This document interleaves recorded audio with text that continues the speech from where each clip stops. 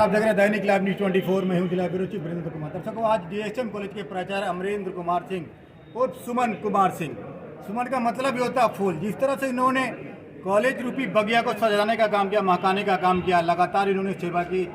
और सबसे बड़ी बात, अपने अभिभाषण में इन्होंने कहा कि अखिल भारतीय विद्यार्थी परिषद जो लगातार हमारे साथ मिलजुल के कभी नोक झोंक तो कभी प्यार से काम लेता रहा, तमाम लोगों को इन्होंने धन्यवाद ज्ञापन किया है। साथ ही साथ हम अपनी टीम की तरफ से भी इनको शुभकामनाएं देते हैं। असली ज़िंदगी तो दर्शकों रिटायरमेंट के बाद ही शुरू हो पाती है, क्योंकि जब तक कोई भी कर्मचारी सरकारी सेवा में बंधे होते हैं तो उनकी एक अलग बंधन होता है। लेकिन जब बंधन से मुक्त होते हैं लोग, जॉब से जब रिटायरमेंट होते हैं, तो लगता है कि समाज के लिए वो कुछ कर पाएंगे, परिवार के लिए कुछ कर पाएंगे। हमारे साथ प्रिंसिपल निवर्तमान जुड़ेंगे, बने रहेगा हमारे साथ। महिला प्रोफेसर हैं जो मेरे साथ जुड़ेंगे, रूबी सिंह। मैं इनसे जानना चाहूँगा कि महिलाओं और लड़कियों को शिक्षा बहुत जरूरी है, लेकिन जिस तरह से कॉलेज का भविष्य खतरे में है, लड़कियां बहुत कम निकल के कॉलेज आ रही हैं, कि क्या अपील करेंगे हमारे चैनल के मदद से मैडम? यहाँ की सभी छात्राओं से अपील करूंगी, जितने भी यहाँ छात्रा है ना, लगभग सभी दूर से हैं, तो मैं चाहूँगी कि वो लोग पढ़े। और अब तो हम आज आ गए हैं, उनको कोई भी दिक्कत हो तो हमसे आकर कौन सा सब्जेक्ट पढ़ाती हैं आप? Political science. तमाम लड़कियों को अपील करें कि आप आए नियमित रूप से कॉलेज आए। बिल्कुल बिल्कुल नियमित रूप से वो आए, यहाँ पढ़े। उनको कोई भी समस्या हो, किसी भी प्रकार की, वो मुझसे बेझिझक खुल के बोले और उसको हम ऊपर तक ले जाएंगे। और किसी भी तरह की समस्या वो आए और नियमित रूप से पढ़े। पढ़ाई बहुत ज़रूरी है, क्योंकि अगर एक औरत पढ़ती है, एक लड़की पढ़ती है, तो उसके बाद का जनरेशन भी पढ़ता है, सुधर जाता है उस घर का पूरा भविष्य। तो वो लोग आए, पढ़े यहाँ और एक माहौल बनाए यहाँ पढ़ाई का। प्रोफेसर अमरेंद्र कुमार सिंह का, जिनकी ज्वाइनिंग 3/4/80 को हुई थी, करीब 42 वर्षों की सेवा के बाद वो आज उनकी सेवानिवृत्ति देखी है। एक तरफ से ये सुखी भी है कि हर सेवा में निवृत्ति होती ही है, लेकिन ये दुख भी है कि हम लोग के बीच के वो व्यक्ति रहे हैं, उनका सानिध्य मिलता था, निर्देशन मिलता था, उससे अब हम लोग मरहूम रहेंगे।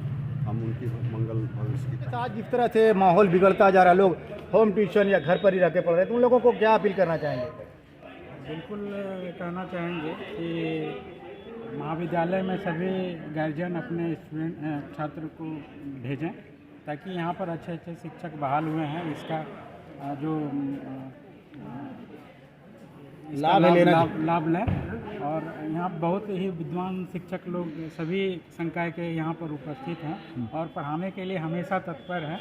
और यहाँ तक कि मैं यहाँ पर क्लास स्टार्ट किया था कि भाई तो किसी भी सब्जेक्ट का हो, आओ और यहाँ पर क्लास लिया जाएगा। हम एसएससी, बैंक, रेलवे, जो भी चीज़ का तैयारी करना चाहते हो आप यहाँ आओ, आपके लिए पूरा ओपन है, एकदम आइए। और इसके लिए हमें इंचार्ज कल से बनेंगे डीएसएम कॉलेज झाझा का, डॉक्टर अलाउद्दीन, क्या प्राथमिकताएं होंगी आपकी सर? सबसे पहले प्राथमिकताएं होगी जो यहाँ के छात्र हैं, नियमित रूप से यहाँ पर क्लास का संचालन हो।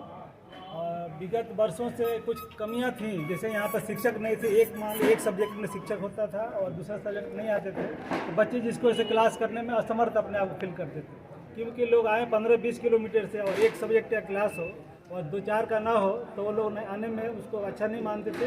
इसीलिए वो अपने घर के आसपास ही किसी ट्यूटर के पास जो सारे सब्जेक्ट में पढ़ाए, ज्ञान तो हो जाता, लेकिन सारे सब्जेक्ट के उनके ज्ञान नहीं हो पाती। प्राथमिकता होगी तमाम क्लासें हो। हमारी प्राथमिकता यही होगी कि आने वाले दिनों में, अभी तो इस महीने में, अगले महीने में एग्जाम शुरुआत है, मैट्रिक इंटर पूरे फरवरी भर है। मार्च से हम लोग कोशिश करेंगे कि छात्रों से भी अपील है कि वो नियमित रूप से महाविद्यालय आए और जो भी उनकी जरूरियात होगी, आवश्यकताएं, सबकी पूर्ति करने के लिए। कॉलेज की तो 14 एकड़ जमीन है, आज तक उस कॉलेज के जमीन पर कब्जा नहीं हो पाया। हाँ, ये बहुत दुर्भाग्य की बात है कि अब तक जो भी यहाँ के भारी प्रचार बने सब लोकल रहे हैं। वो चाहते तो बहुत पहले ये कॉलेज वहाँ जा सकता था, ठीक है, लेकिन खैर जो हो गया उसके पीछे नहीं जाना है। क्या आप उस पर उसको प्राथमिकता के तौर पर लेंगे? बिल्कुल, उसको हमारा प्रथम और सबसे एकदम फॉरमोस्ट प्राथमिकता होगी कि इस कॉलेज को वहाँ पर ले स्थापित किया जाए, क्योंकि इस स्थिति में ये कॉलेज को मान्यता, कुछ आने वाले दिनों मान्यता भी रद्द होने की कगार पर है।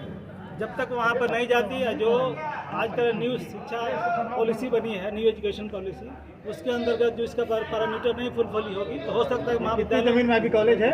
ये अभी करीब 14 कट्ठे में है।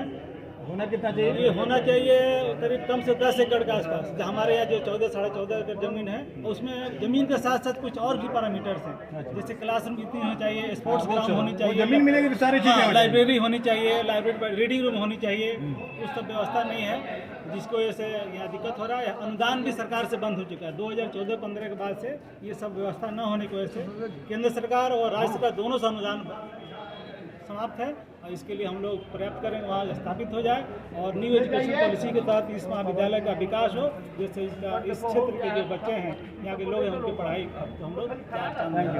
रिटायरमेंट का अंतिम दिन कैसा लग रहा है सर? क्या क्या अनुभव रहा कॉलेज कार्यकाल में? देखिए, आज मैं अपने सेवानिवृत्त हो रहा हूँ और महाविद्यालय परिवार और यहाँ के मेरे सम्मानित अतिथि ने जो अपना बहुमूल्य समय दे करके और मुझे आशीर्वाद दिया, सम्मानित किया, लाड़ प्यार मिला, मैं उससे गौरवान्वित महसूस करता हूँ। सर, कई जो सरकारी कर्मचारी रिटायरमेंट के बाद MP MLA का चुनाव लड़ने का सपना देखते हैं, क्या वैसा कुछ आंखों में सपना है क्या सर? हाँ, तो मैं आपको बता दूं कि मैं पिछले 40 वर्षों से भारत सरकार को टैक्स देता आ रहा हूं, और जब मैं टैक्स पेमेंट कर रहा हूं तो मुझको तो टैक्स देने की आदत है, तो मैं MLA MP कैसे बन सकता हूं? जिसको टैक्स नहीं देना है वो MLA MP बनेगा। मैं पिछले अपने सेवा काल में पिछले 40 वर्षों से मैं टैक्स दे रहा हूं, तो मुझको तो टैक्स देने की आदत है। मैं समझता हूं कि मैं MLA MP बनना पसंद नहीं करूंगा, और वो ठीक भी नहीं रहेगा क्योंकि मुझको टैक्स देने का आदत है। सर, 17 वर्ष बतौर प्राचार्य कैसा, किन किन अनुभवों का सामना करना पड़ा सर? देखिए, मुझको तो मैं जो महसूस किया इन शुरू के कुछ वर्षों में मैं थोड़ा सा विचलित होता था, और उसके बाद मैं धीरे धीरे अपने आप को इस माहौल में एडजस्ट किया।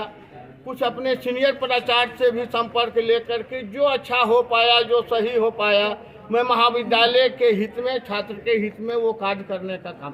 सर, यहाँ के रेशम कॉलेज के छात्र को सर क्या उद्देश्य देना चाहेंगे आप सेवानिवृत्ति के बाद? क्या संदेश है यहाँ के छात्रों को, क्या संदेश देना चाहेंगे सर? हम यहाँ के छात्रों को पहले तो ये मैं बताऊंगा कि ये एरिया जो है वो गरीबों की एरिया है, और यहाँ जो भी पढ़ते हैं, दूर दराज मजदूर किसान, उसका बेटा पढ़ने के लिए आता है। तो मैं चाहूँगा कि आप लोग प्रतिदिन आकर के क्लास करें, और जिस ढंग से आपके फादर आपके लिए सोच रखा है, जो उनका सपना है, उनके सपना को पूरा करने के लिए आप ईमानदारी पूर्वक मेहनत करके अच्छे छात्र बने और समाज इस लायक बने कि आप समाज को कुछ दे सकें, और अच्छे छात्र बने और कुछ अपने परिवार के लिए कुछ कर सकें। Thank you sir. यार थोड़ा पीछे जाइए ना, बात सुन नहीं रहे हैं क्या? पीछे आइए। और इंचार्ज साहब किधर गए? जैसे लक्ष्मण भैया बता रहे थे कि फूस का था, उसके बाद कुछ काठ का था, उसके बाद कुछ कपड़ा का था, उसके बाद कुछ टाली का था। संयोग ऐसा बना, रेलवे प्लेटफॉर्म पर चंदा किया गया।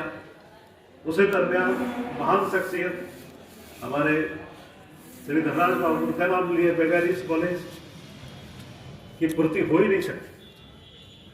अगर महाविद्यालय की चर्चा हो और उनका नाम ना आवे, ये हो ही नहीं सकता। मेरे पिताजी का सामना होगा, जिसका कोई सहारा नहीं था, तब हमने एक मुहिम छेड़ा। प्रिंट मीडिया है, यहाँ पे इलेक्ट्रॉनिक मीडिया है, सभी लोग जानते होंगे, और सभी लोगों ने प्रमुखता से हमारी बातों को, हमारी जो कार्यशैली को उन लोगों ने उजागर किया, जिसका परिणाम स्वरूप हुआ कि बिहार के मुख्यमंत्री नीतीश कुमार जी हमको सम्मानित किए। ये गौरव की बात है, और इस कॉलेज के लिए भी गौरव की बात है, क्योंकि ये कॉलेज में हमने शिक्षा ग्रहण किया है इस गुरुओं के सानिध्य में, जिसके मार्फत से आज मैं माननीय मुख्यमंत्री जी से सम्मानित भी हुआ। तो ये कॉलेज की एक उपलब्धि है, और ये उपलब्धि कॉलेज अभी वर्तमान प्रिंसिपल ने बताया, साथ ही साथ वर्तमान प्रिंसिपल ने बताया कि जो कॉलेज का जो भविष्य है वो खतरे में। ऐसे में झाझा के जितने VIP हैं, भले बहुत सारे VIP हों, लेकिन गिने चुने VIPों का मैं अपने चैनल के माध्यम से आग्रह करना चाहूँगा कि अगर झाझा का भविष्य बचाना तो इस कॉलेज को बचाना होगा, क्योंकि झाझा कॉलेज की जमीन 14 एकड़ लगभग जो अभी वर्तमान में है, उस 14 एकड़ भूमि पर हर हाल में कब्जा दिलाना होगा। एकमात्र कॉलेज झाझा का है जहाँ आज बच्चों को एफिलेटेड यूनिवर्सिटी से शिक्षा मिल रही है। अगर शिक्षा नहीं मिलेगी तो हमारे बच्चों का भविष्य अंधकार में हो जाएगा। देखिएगा हमारी खास रिपोर्ट।